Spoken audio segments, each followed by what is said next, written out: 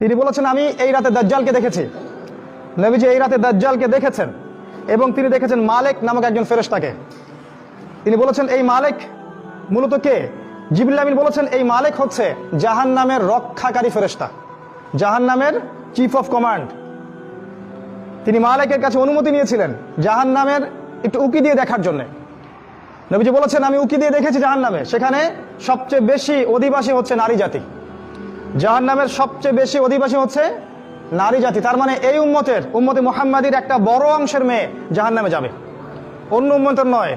এই উম্মতে মুহাম্মাদির একটা বড় অংশের মেয়েরা জাহান্নামে যাবে। অর্থাৎ এই উম্মার মেয়েদের সাথে শেষ জামানায় এমন কিছু হবে যার ফলে মেয়েরা ঈমান ইসলাম পর্দা ধরে রাখতে পারবে না। সেটা কি হচ্ছে সেটা আপনারা বুঝে নেন। আমাদের ব্যাখ্যা সেটা হচ্ছে এখনকার ফেমিনিস্ট রেভলিউশন, যেটা মেয়েদেরকে আর ঘরে রাখতে দেয়নি, মেয়েদেরকে নগ্ন করে রাস্তায় নিয়ে এসেছে। এই সেই রেভলিউশন যেটার কারণে শেষ জামানার বেশিরভাগ মেয়ে জাহান্নামে যাবে ইল্লা মাশাআল্লাহ। এরপরে নবী সাল্লাল্লাহু আলাইহি ওয়াসাল্লাম বলছেন, আমি আরো অগ্রগামী হলাম, আমাকে দেখানো হলো এক শ্রেণীর মানুষ, তাদের হাতের নখগুলো হচ্ছে তামা দিয়ে তৈরি হাতের নখগুলো। এই নখ দিয়ে তারা তাদের গাল আঁচড় দিচ্ছে এবং গোশত তুলে খাচ্ছে। আমি জিজ্ঞাসা করলাম, ইয়া জিবরিল, এরা কারা? জিবরাইল আলাইহিস সালাম বললেন, এরা হচ্ছে আপনার উম্মার সেই সব ব্যক্তি যারা গীবত, পরনিন্দা এবং চগলখড়ি করত। আশা করা যায় আমরা এগুলো থেকে শিক্ষা গ্রহণ করবো ইনশাআল্লাহ। অর্থাৎ এই উম্মার, মনে রাখবেন, মেরাজের এই শাস্তিগুলো মূলত এই উম্মার জন্য। অর্থাৎ এই উম্মতের মধ্যে একটা মহামারী থাকবে, গীবতের মহামারী, পরনিন্দার মহামারী এবং অন্যের দোষ চর্চার মহামারী থাকবে এই উম্মার মধ্যে। এই কারণেই বারজাখী জীবনে তাদের এই শাস্তি হবে। তিনি আরো সামনে গেলেন, তাকে দেখানো হলো এক শ্রেণীর মানুষ যাদের সামনে দুইটা প্লেট দেয়া আছে, দুইটা থালা। একটা থালায় আছে অত্যন্ত সুস্বাদু গোশত, আর একটা থালায় আছে নোংরা দুর্গন্ধযুক্ত গোশত। নবীজি বললেন, আমি দেখলাম তারা দুর্গন্ধযুক্ত গোশতগুলো খাচ্ছে, আর যেটা বিশুদ্ধ গোশত সুন্দর সেটা খাচ্ছে না। নবীজি বললেন, এরা কারা? জিবরাইল আলাইহিস সালাম বললেন, এরা হচ্ছে আপনার উম্মার সেই সব ব্যক্তি যাদের ঘরে স্ত্রী থাকা সত্ত্বেও বাইরে তারা অন্য মেয়ের সাথে যৌন সম্পর্কে লিপ্ত হতো, এবং ঘরে স্বামী থাকা সত্ত্বেও বাইরে পরপুরুষের সাথে যৌন সম্পর্কে লিপ্ত হতো, অর্থাৎ ব্যভিচার করত। অর্থাৎ এই উম্মার মধ্যে আরেকটা মহামারী ছড়াবে, সেটা হলো এই ব্যভিচারের মহামারী, জিনা এবং পরকীয়া ব্যভিচারের। আপনি খেয়াল করে দেখেন, সারা দেশের অবস্থা দেখেন, ডিভোর্স দিন দিন বাড়ছে, ব্যভিচার দিন দিন বাড়ছে, ধর্ষণ দিন দিন বাড়ছে, জিনা লাইসেন্স দেওয়া হচ্ছে। সুবহানাল্লাহ। নবী সাল্লাল্লাহু আলাইহি ওয়াসাল্লাম বলেন, আমি আরো সামনে গেলাম, আমাকে দেখানো হলো এক শ্রেণীর মানুষ রক্তের নদীতে সাঁতার কাটছে এবং তাদের মাথা পাথর দিয়ে আঘাত করে ফাটিয়ে ফেলা হচ্ছে। আযাব। নবীজি বলেন, এরা কারা? জিবরাইল আলাইহিস সালাম বলে, এরা হচ্ছে আপনার উম্মার সেই সব ব্যক্তি যারা দুনিয়াতে সুদ খেত, যারা সুদের সাথে সম্পৃক্ত ছিল। হয় সুদ খেত, না হলে সুদ দিত, না হলে সুদের সাক্ষী থাকতো, না হলে সুদের কথা লিখে রাখতো। কোনো না কোনো ভাবে তারা সুদের সাথে সম্পৃক্ত ছিল। তারা যেমন সুদের মধ্য দিয়ে মানুষের রক্ত চুষে খেয়েছে, ঠিক আজকে ওদেরকে রক্তের নদীতে ফেলে মাথা ফাটিয়ে দেওয়া হচ্ছে। তিনি আরো বললেন, আমি সুদখোরদের মধ্যে একজনকে দেখলাম যে সাঁতার কাটছে এবং নদীর কিনারায় গিয়ে পাথর খাচ্ছে, পাথর। জিবরাইল আলাইহিস সালাম বলেন, এরাও ছিল সুদখোরদের এক শ্রেণী যারা সুদের ব্যাপারে বেশি অগ্রগামী ছিল।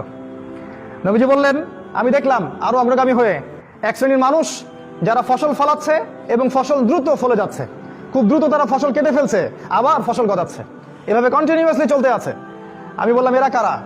জিবরাইল আলাইহিস সালাম বললেন, এরা হচ্ছে আপনার উম্মার সেই সব মুজাহিদ ফি সাবিলিল্লাহ যারা আল্লাহর পথে জিহাদ করেছিল, যাদের নেকি আল্লাহ পাক দিয়েছেন 7 থেকে 700 গুণ পর্যন্ত, 7 থেকে 700 পর্যন্ত, যাদের ফসলের বীজ বোনার সাথে সাথেই তাদের ফসল ফলে যাচ্ছে। আল্লাহ পাক যেন আমাদেরকে তার পথে দাওয়াত এবং জিহাদ অব্যাহত রাখার তৌফিক দান করেন, আল্লাহুম্মা আমিন। নবীজি দেখলেন আরো সামনে গিয়ে এক শ্রেণীর মানুষ শুয়ে আছে, তাদের মাথা পাথর দিয়ে ফাটিয়ে দেওয়া হচ্ছে, মাথার টুকরা টুকরা হয়ে যাচ্ছে এবং পাথরটা দূরে চলে যাচ্ছে। ফেরেশতারা পাথরটা আনতে যাচ্ছেন, এই সময়ের মধ্যে মাথাটা আবার জোড়া লেগে যাচ্ছে। নবীজি বলেন, এই শাস্তি কি জন্যে? ফেরেশতারা বললেন, এই শাস্তি হচ্ছে এই কারণে, তারা ফরজ নামাজে অবহেলা করত, নামাজ না পড়ে ঘুমিয়ে থাকতো।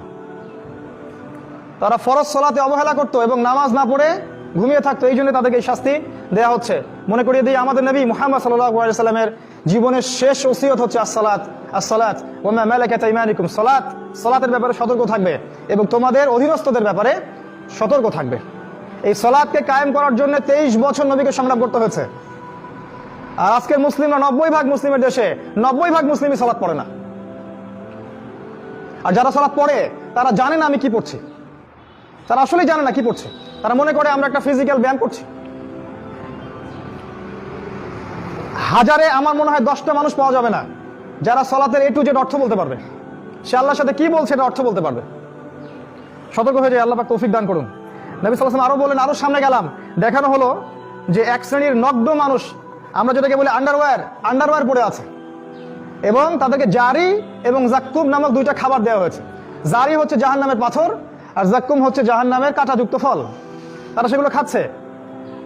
নবীজি বললেন, এরা কারা? জিবরাইল আলাইহিস সালাম বলেন, এরা হচ্ছে আপনার উম্মার সেই সব ব্যক্তি যাদের যাকাত দেওয়ার সামর্থ্য ছিল কিন্তু তারা যাকাত দিত না। আমি আবার বলছি, তারা আপনার উম্মার সেই সব ব্যক্তি যাদের যাকাত দেওয়ার সামর্থ্য ছিল কিন্তু তারা যাকাত আদায় করত না। নবী সাল্লাল্লাহু আলাইহি সাল্লাম দেখলেন আরো এক শ্রেণীর মানুষ যারা লাকড়ি জড়ো করছে, কাঠের লাকড়ি, অনেকগুলো লাকড়ি জড়ো করছে কিন্তু তারা বোঝা বহন করতে পারছে না। নবীজি বলে, এরা কারা? তাকে বলা হলো, এরা আপনার উম্মার সেই সব ব্যক্তি যারা দায়িত্ব পালন করতে পারতো না কিন্তু দায়িত্ব তাদের কাঁধে নিত। পলিটিক্যাল নেতারা সতর্ক হয়ে যান, যারা দায়িত্ব পালন করতে পারতো না কিন্তু দায়িত্ব তাদের কাঁধে জোর করে নিত, চেয়ে নিত দায়িত্ব, আমাকে দায়িত্ব দাও, আমি যোগ্য, কিন্তু দায়িত্ব তারা পালন করতে পারতো না। এই শাস্তি হবে পরকালে। নবীজি দেখলেন এক শ্রেণীর মানুষের জিহ্বা আগুনের কেচি দিয়ে কেটে দেওয়া হচ্ছে এবং জিহ্বার বাকি অংশ টেনে পিঠের পিছনে পেরেক দিয়ে লাগিয়ে দেওয়া হচ্ছে। নবীজি বলেন, এরা কারা? সাল্লাল্লাহু আলাইহি ওয়াসাল্লাম তাকে বলা হলো, এরা আপনার উম্মার বক্তা, এরা আপনার উম্মার দায়ী এবং বক্তা, আলেম, কারি এবং হাফেজ, যারা মানুষকে খুব সুন্দর সুন্দর দিনের নসিহত করত কিন্তু তারা নিজেরাই সে আমল করতো না। নাউযুবিল্লাহি মিন যালিক। আল্লাহ পাক বলেছেন, লিমা তাকুলুনা মা লা তাফআলুন, তোমরা এমন কথা কেন বলো যেই কাজ তোমরা নিজে করো না। আজকের এই উম্মার, আমাদের এই জাতির সবচেয়ে বড় সমস্যা, আমরা এমন এক শ্রেণীর ওলামায়ে কেরাম তৈরি করতে পারে নাই যারা কথা এবং কাজে মিল আছে। কথা এবং কাজে 100% মিল থাকলেই সে আলেম। কথা এবং জানা এবং আমলে 100% মিল থাকবে, সে একজন আলেম। মিল নাই, আলেম নন। বরং তাদের এই শাস্তি হবে কিয়ামতের মাঠে। নবীজি আরো দেখলেন একটা দুর্গন্ধ বের হচ্ছে। জিজ্ঞাসা করা হলো, কোন দুর্গন্ধ? তাকে বলা হলো, এটা জাহান্নামের রক্ত পুজের দুর্গন্ধ। তারপর একটু পর তাকে তিনি সুগন্ধ পেলেন। জিজ্ঞাসা করলেন, এটা কিসের সুগন্ধ? নবীজিকে বলা হলো, এটা হচ্ছে ফেরাউনের স্ত্রী আসিয়ার জান্নাতের ঘরের সুগন্ধ। ফেরাউনের স্ত্রী আসিয়া জান্নাতে চলে যেতে পারেন। আজকে আমরা যারা মুসলিম পরিবারে জন্মগ্রহণ করেছি তারা জান্নাতের স্বপ্ন দেখতে পারি না। জীবনের উদ্দেশ্য থাকতে হবে সেই জান্নাত। ফেরাউনের স্ত্রীর জীবনের উদ্দেশ্য ছিল সেই জান্নাত। হাজারটা নির্যাতন সহ্য করার পরেও সে ফেরাউনের ওই জুলুম, ওই কুফর, শিরকের সামনে আত্মসমর্পণ করে নাই। আজও যদি আমরা সেইভাবে চলতে পারি, ইনশাআল্লাহ আল্লাহ পাক আমাদেরকেও সেই ফেরাউনের স্ত্রীর মতো জান্নাত দান করুন ইনশাআল্লাহ তাআলা।